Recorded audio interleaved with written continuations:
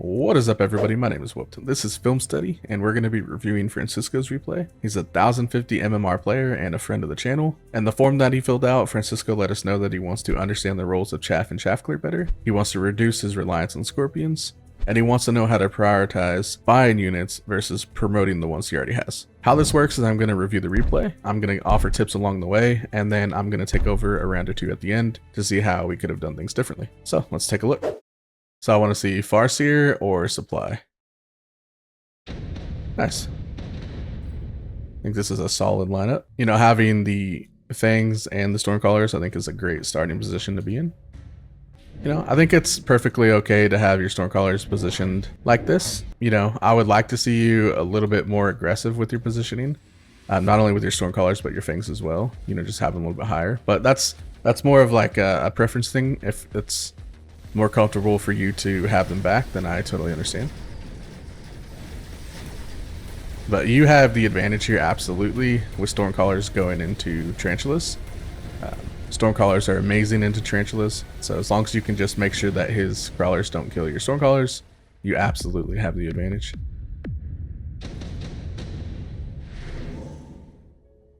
Okay. Both took Missile Strike, and you both can assume the other's going to take Missile Strike. And so here, one thing I would say is your Arclight should be positioned a little bit out, and your Fang should be a little bit higher, because right now he's going to do more than half health to the Arclight.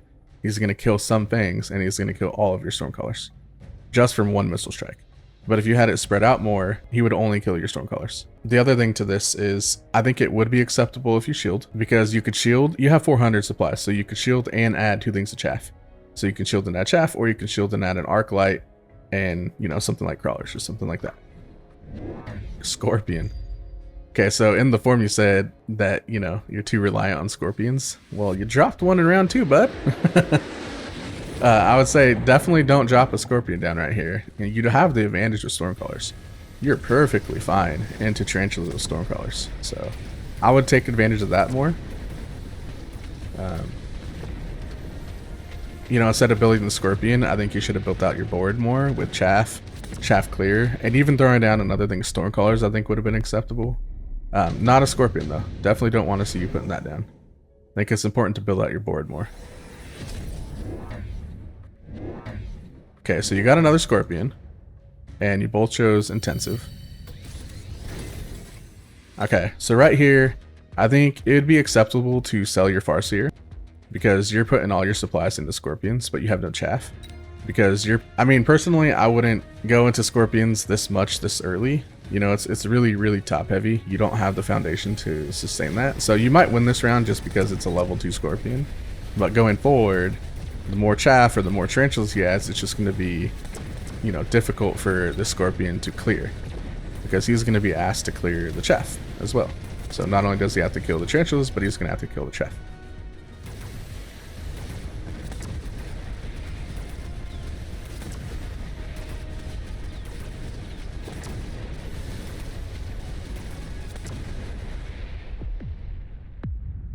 Also, I want to point out something on your Arclight positioning as well that I noticed.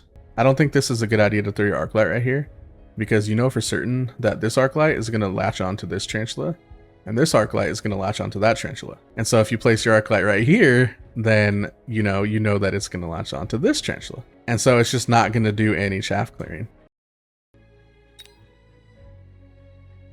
Again, I don't think this Farseer is doing anything for you, unless you have plans for it in the future. A Vulcan? Yeah, a Vulcan's not the play, my friend. He only has 3 things of Crawlers. It's going to take a while to get to these beefy boys with your Vulcan. You're going to have to rely on your Scorpions more. And if that's the case, you should have just relied on your Scorpions. You know what I mean? So between your Stormcallers and your Scorpions, you have more than enough to handle his Tarantulas. The Vulcan's not going to do anything for that. And if you got it for the Chaff Clear, you have to kill the Tarantulas first, because all your stuff's targeting it. And I think you could do that if you had Stormcallers. And then Stormcallers with EMP. So you'd have Marksman, you'd have Stormcallers with EMP, you'd have Scorpions. You're going to annihilate his front line. It's not like he has a ton of Chaff. He only has 3, so.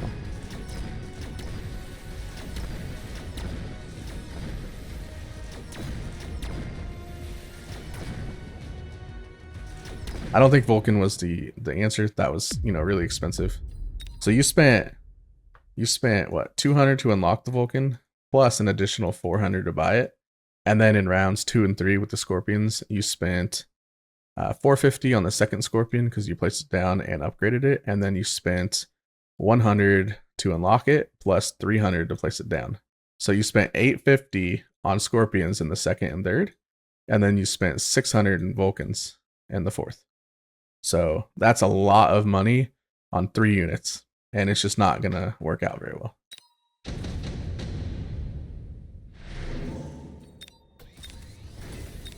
Okay, so your opponent skipped.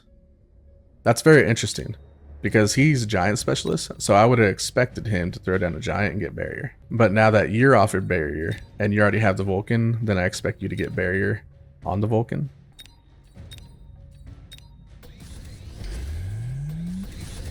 Yeah, so you're gonna give the Vulcan barrier. Really weird that your opponent skipped. And also your opponent is striking. Okay, so barrier was a choice.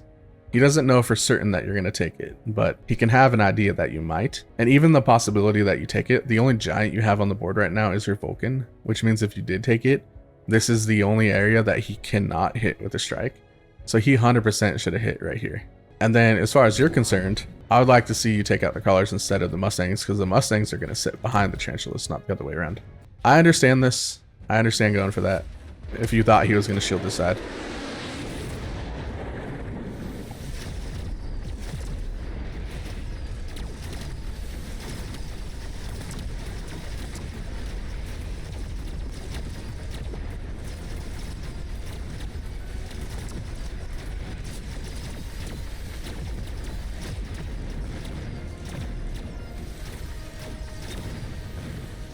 That Stormcaller did 41,000 damage. That's crazy. 45,000. Okay, so he picked the Sandworm. It's glitching out, but that's what he chose. Your opponent's probably not going to pick the Wraith. Like, if you didn't know what he picked, your opponent's not going to pick the Wraith because you have Marksman. He's not going to pick Overlord because you have Marksman. I mean, he still can, of course, but just, you know it's probably going to be the Fortress or Sandworm. And then he knows you're probably picking the Fortress to pair with your Fangs. I think if you went Fortress, that'd be fine. So him getting Elite Marksman is not good at all. That's not good for you, I mean. Like, it's good for him. He's going to level these bad boys up so fast. And you don't have enough chaff to stop that. So that's not good at all, right?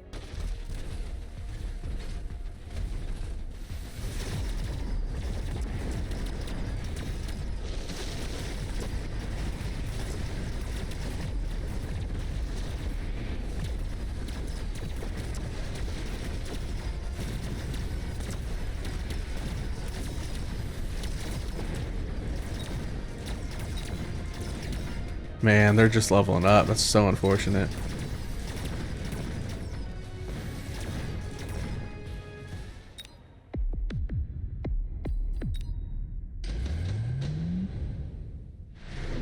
Okay, so your opponent picked Lightning Storm. I think Lightning Storm against your opponent would be a good idea. But if you want to go like the economy route, since you've been spending a lot of money on a lot of supplies on like big guys, then I can understand that as well. Skipping Lightning Storm.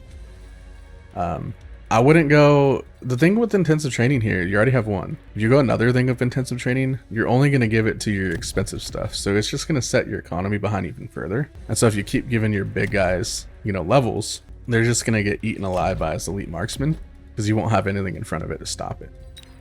So that's like a potential danger you could face. So you did take the intensive training.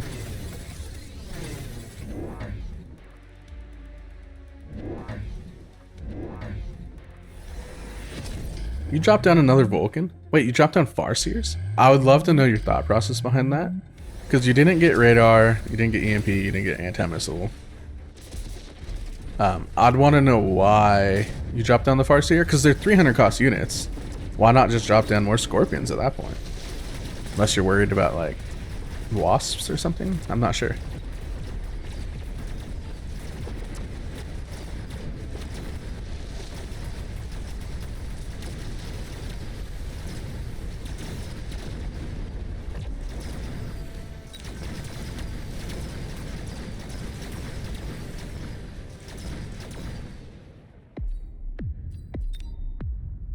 I'm not sure why it's glitching, but he chose Sabretooth. I think right here, Fire Badgers wouldn't really do you any good. So I would either go Sabretooth and sell it, or I'd choose the Sledgehammers.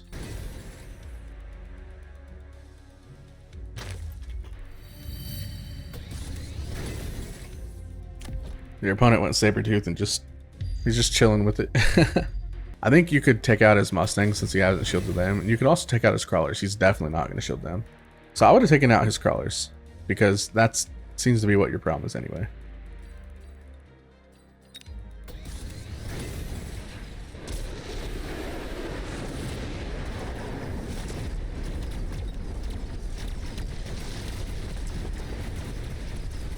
Okay, so you gave your Scorpions range and poison. Alright.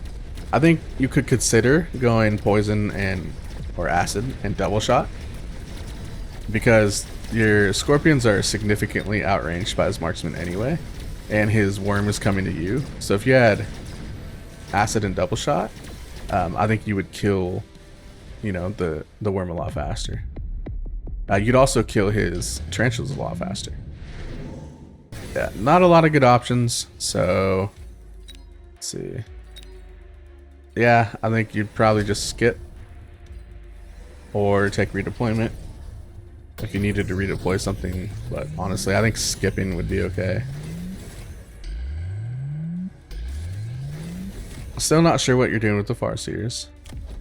I would love to see you go into more Stormcallers or get them EMP and range. Like, I can see this being, because right now he has such high level marksman that he's playing the range war. 220 range, right? And you didn't pay the range tax either, so he is, let's see, yeah, 230 range on that guy, 230, 220, 225. Like, these are ridiculous numbers. And yours have 180. You know what I mean? Like, he has 230 or 225 and you have 180, so he's absolutely gonna win that. I think you need to pay the range tax for sure, and you need to get elite marksman as well. I think it's time. But also, I would, if I were you in this particular situation, smoke bomb or incendiary. Probably incendiary, because he's gonna shield the smoke bomb. So if you go incendiary, and then, okay, so right here, I'd like to see you extend it with oil. So in the tower, you'd buy sticky oil bomb, and then you'd place it here, and that way it catches fire, and this whole area is lit up. So all his stuff would run in like this and burn. I think that would be fantastic. So yeah, hopefully you do that. The other thing I'll say is, this is a range war now, so these become your new win condition right here, okay? Because these are his win conditions. These are his secondary, but this right here is his primary, his marksman, You have to battle against that. So the way you do that is through your Stormcallers and your marksman. So you get more Stormcallers, you get range, you get EMP, right? That's what you need to do. And you need to get elite on your marksman. Those are the things that you need to work towards. And then you need to get more chaff in addition to that. So chaff and range, that becomes your new plan of action. Yeah, see, I just don't know about these Vulcans, man. And they're not even leveled either. So you have 4 Vulcans, but they're not tech, excuse me. You have no tech in them. There's no range tech, there's no scorching, no ignite. Like, yeah, there's a bunch of tanky boys, there's no ignite. Incendiary bomb, I don't think it would do you a whole heck of a lot of good right here, but you have so much money or so many supplies invested into these Vulcans, but they're just not really giving you that much value. This guy had 12,000 last round, a little under 13,000.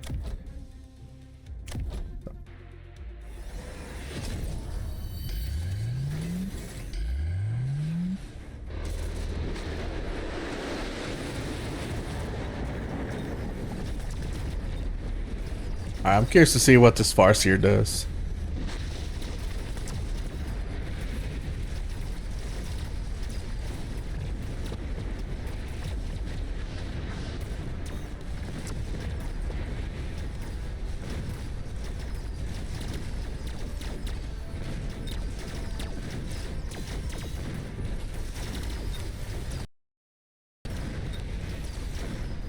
That Vulcan had 4,800 damage. You know what I mean? Like, it's just no value whatsoever. And then his range is tearing you up at this point.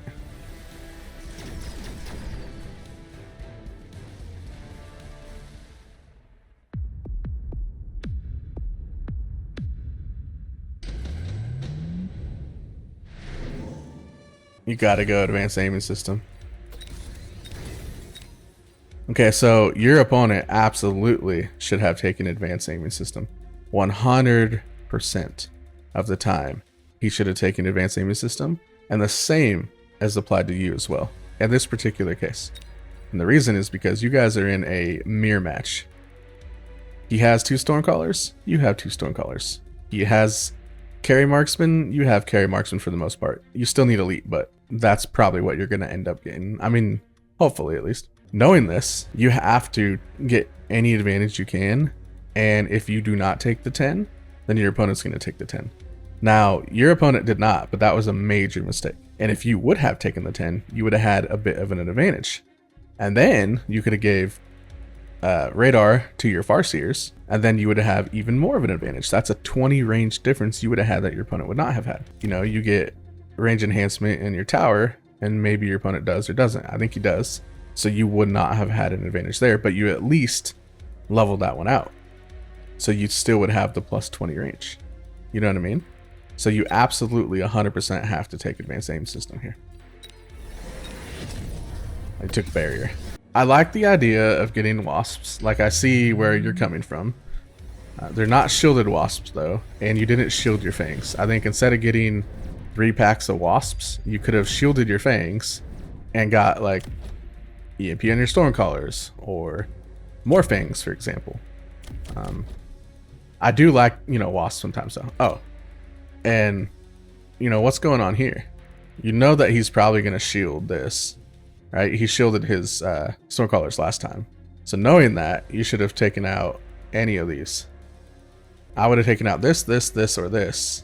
Probably not this one, but this would have been my first priority. This would have been my second priority, third priority, fourth priority, fifth priority. That's how I would have looked at Missile Strike. I'm not going to go here and I'm not going to go here because the chance that he has barrier is too high. But also, you can't kill him. You only do 3,000 damage. He has 5,000 health. So even if you hit him, it doesn't matter. And this is very, very, very unfortunate too because you still have the cloud.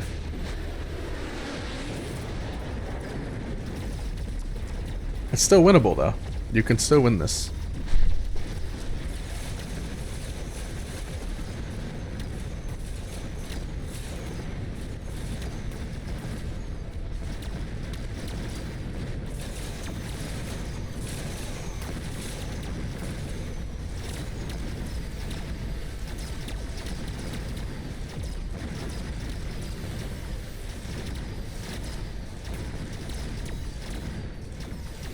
Yeah, now it just comes to a range off and he has you beat there significantly.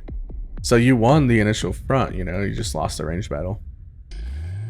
Hey, you didn't lose by much, that's fine. Yeah, so just real quick, I think the reasons you lost this game, you got into a range battle and you didn't get enhanced range and he did. Also, you didn't get the 10 range card and he did not, but that was a major mistake on his part. You could have got 10 from radar, but you didn't do that with Farseers either.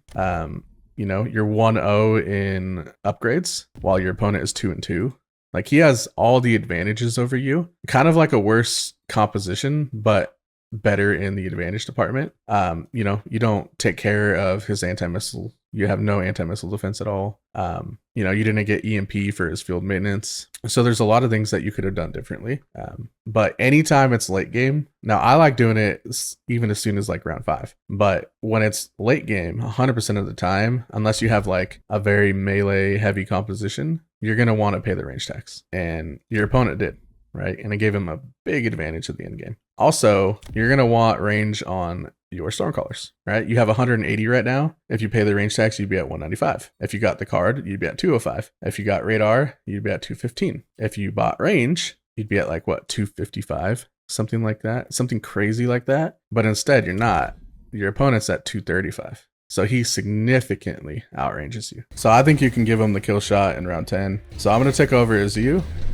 and I'm gonna give him the kill shot. So I'll take incendiary bomb just like you did, and then I'm gonna get oil from the tower. I'm gonna put it like right here, and then I'm gonna redeploy the scorpion on this side somewhere over here. I'll move him in a second, and then I'm going to get mass recruitment, borrow, pay the range tax. I'm going to sell a useless thing, so maybe this Farseer or this Farseer. I guess I'll sell this one. Okay, then I'm gonna drop 2 things of storm colors and mega fangs. I'm gonna get shield on the fangs. Okay, and then so basically I'm gonna attack this right side.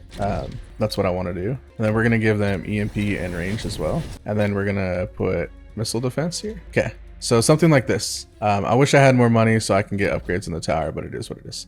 So we're gonna attack his right side and collapse it. We're gonna try to collapse it like this on him, and then eventually take the tower.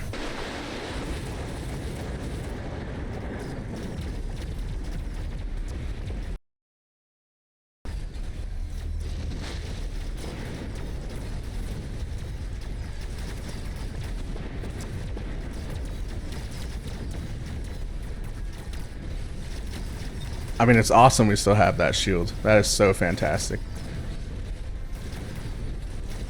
We just need to take the tower now. Come on, guys. Come on, guys. Take the tower. Boom. Is it a kill shot? I think he had 1950. Oh, yeah. Plenty. 2550. So I think the biggest thing in 10 while you won, basically you just had range on your storm colors and you had shields on your fangs. Like, I'm not even entirely sure it was because we hit him from the right. I don't know. But, you know, I think the biggest things were shielded fangs.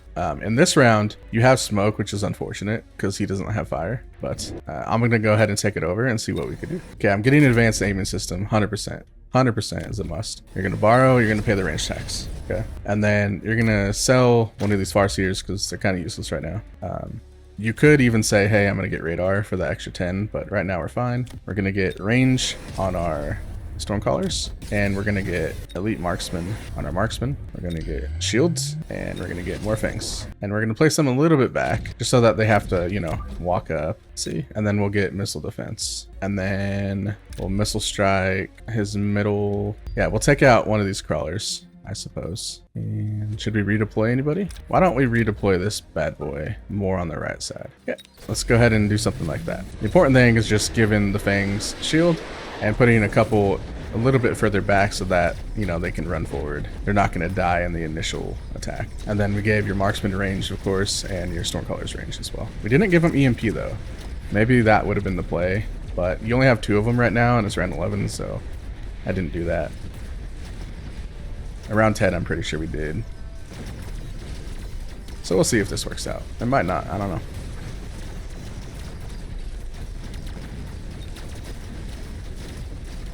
So far, it seems to be working out alright.